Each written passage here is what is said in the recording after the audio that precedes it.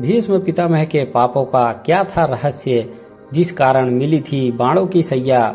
जब एक दिन भगवान श्री कृष्ण उनसे मिलने आते हैं तो पितामह से रहा नहीं गया और उन्होंने उनसे पूछा कि हे मधुसूदन, मुझे मेरे अब तक के 10 जन्म याद हैं जिसमें मैंने शायद ही कोई ऐसा पाप किया है जिसके मुझे इस असहनीय पीड़ा का भोगना पड़े।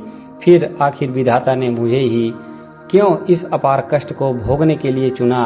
तब भगवान श्री कृष्ण ने कहा, हे पितामह, आपको आपके केवल 10 जन्म याद हैं, लेकिन मैं आपको उसके पूर्व के जन्म व उसमें किए गए पाप भी बता सकता हूँ और संभवतः इससे आपको स्पष्ट भी हो जाएगा कि इसी पाप के कारण आपको यह अपार कष्ट भोगना पड़ रहा है। इतना सुनकर पितामह के मुखमंडल पर ऐसे भाव आ जाते हैं जैसे कि मानो अब उनकी बहुत बड़ी समस्या का निराकरण होने वाला है। भगवान आगे कहते हैं, ये बात आपके 10 जन्मों से पूर्व की है, जब आप एक राजकुमार हुआ करते थे और आखिर करने के लिए अक्सर एक वन से दूसरे वन में यात्रा किया करते थे।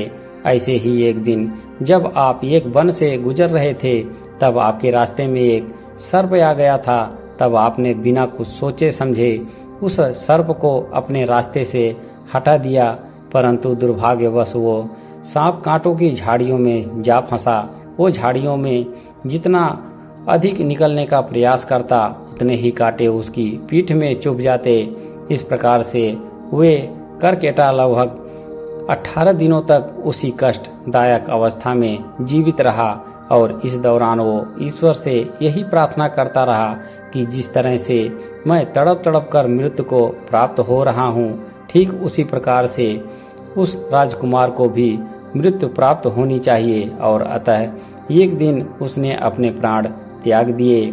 इसी वजह से हे पितामह, आप अपने उसी पाप का फल भोग रहे हैं। परंतु इतना सुनकर पितामह के मन में एक और नया प्रश्न जन्म ले लेता है। वे कहते हैं कि हे माधव, यदि ऐसा है तो फिर मैंने अपने पूर्व के 10 जन्म बिना किसी कष्ट के बिताए, आखिर क्यों मुझे उस पाप की सजा उन जन्मों में नहीं मिली।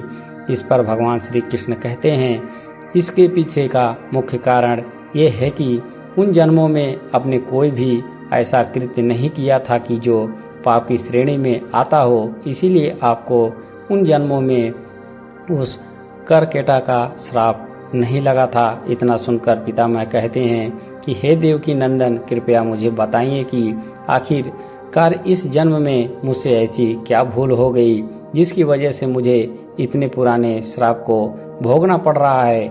इस पर वे कहते हैं कि हे पितामह, भला इसमें भी कोई कहने वाली बात है, क्योंकि सत्य तो आपसे भी छुपा नहीं है, परंतु फिर भी यदि आप कहते हैं तो मैं आपको बता देता हूँ कि इस जन्म में जब आपने हस्तिनापुर की रक्षा करने का प्रण किया और साथ ही उसका पालन भी किया, परंतु फिर भी आपने हस्तिनापुर की गद्दी पर बैठने वाले उस अधर्मी और अल्पबुद्धि वाले अत्याचारी दुर्योधन का साथ दिया। बस यहीं से आपके पहले पाप की शुरुआत हो गई थी। इसके बाद आपसे दूसरा पाप तब हुआ जब आपकी आंखों के सामने उस भरी सभा में पांडवों के साथ द्विविध क्रीड़ा में छल और आपकी कुलवधू का चीरहरण हुआ, परंतु ना ही आपने उस कपटी शकुनी को टोका और ना ही दुर्योधन को दुशासन को ऐसा करने से रोका। बस इन्हीं कुछ पाप कृत्यों के कारण आपके पुण्य कर्मों का क्षय हो गया और पूरे जन्म का पाप पुनः एक बार फिर से फलित हो गया और परिणाम आपके सामने है। इतना सुनकर पितामह के मुखमंडल पर एक नई चमक तैर उठी, मानो अब उनके सारे कष्ट समाप्त हो गए। इसके कुछ समय बाद ही सूर्यदेव उत्तरायण हो गए। तब भीष्म पितामह ने अपनी देह त्यागी और वे सदा सदा के लिए परम में विलीन हो गए।